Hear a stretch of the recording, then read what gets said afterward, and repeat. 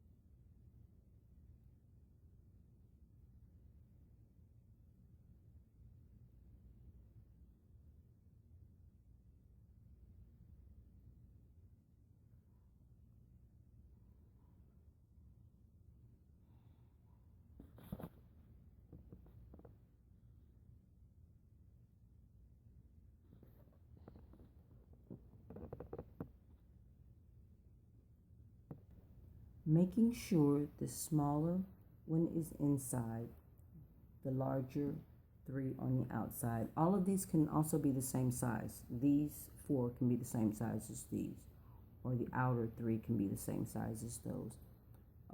Your main thing that you want to have in mind is that the outer 3 encompass the smaller grouping. So I wouldn't want, I could have them up as close as this, but I wouldn't want them to. I would prefer to have these spaced out slightly further than the inner group.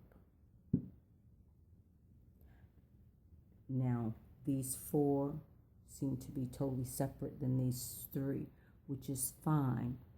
Once I join these 4 together by either looping around each crystal back to the center or by touching each crystal and coming back to the center, making sure to touch the first one a second time to close that circle. Once I laid these outer 3, I would now loop these outer 3 in to this one, or touch them and bring them back to the center. I can also loop these 3 or touch the 4 separately, and then without touching this one the second time. Notice that one, I touched that one, third one, fourth one. Do not touch this one, but go over and touch this one and bring it to center. And then I can touch this one, since this was the first one, and bring it back to center. That would cause all 7 to be joined to work as one. It's up to you. Now, some people prefer to loop in a clockwise position, and some people prefer to loop in a counterclockwise position. You do what you are sensing is the best thing to do. As they always say, above the equator, things rotate clockwise. Below the equator, things rotate counterclockwise. So it's up to you. Some also feel that to rotate clockwise is to pull things into you, and to rotate counterclockwise is to cause things to go away from you. So you can also use that with your intentions when you're trying to bring things to you or cause things to leave your environment or leave you.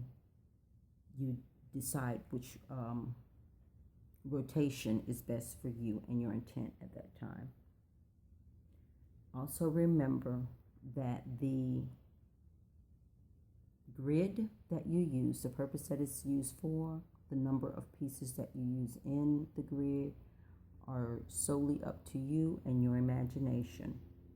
I have two separate pieces, 2 separate setups, 4 and a 3 working together as one.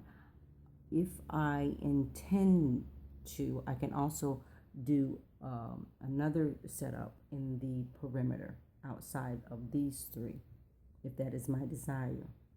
Now, I could have also reversed these. I could have reversed these and had these 3 coming inward. And then the 4 on the outside. It's up to you. These are coming in, which is usually to bring all of these different energies inward to a point. But you don't want the center to be empty. If this is the case, that you're drawing energies inward from all these different directions, you do not want the center to be empty. And therefore, you would place something in the middle, be it a candle, incense, or another crystal. Make it a single terminated crystal with a point that can stand, like a pyramid or something similar to that, and it will disperse the energy for you. Otherwise, you would turn these outward and you would disperse the energy outward. You can do that also. These 4 can be set up to generate energy for a particular purpose. I like them opposite. These 4 can be set up to generate energy for a particular purpose, and then these 3 can be set up to disperse that energy in the environment. Each grid can be unique, and each grid can be catered for a specific purpose. The purpose is what you determine it to be. Thank you. Until next time.